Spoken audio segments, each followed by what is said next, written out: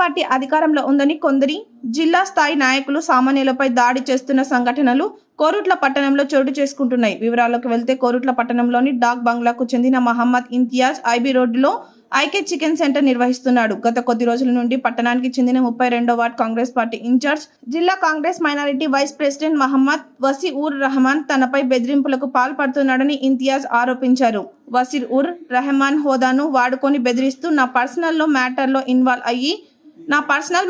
Involve అయ్యి అనవసరపు నా పరువు తీస్తున్నాడని, దీనికి గాను కాంగ్రెస్ పార్టీ పేరు, కాంగ్రెస్ పార్టీ నాయకుల పేర్లు చెబుతూ కాంగ్రెస్ నాయకులు నా వెనకాల ఉన్నారని బెదిరిస్తున్నారని ఆరోపించారు. खाली परेशान कर रहा मेरे को। इससे पहले भी शटरों के बारे में इशू बनाया, फिर जक्कल रोड के शटर में भी इशू बनाया, फिर मेरे पर्सनल मामले में आके बाहर लोगों से लूज टाक कर रहा, फिर आके अभी धमकी दी है। तो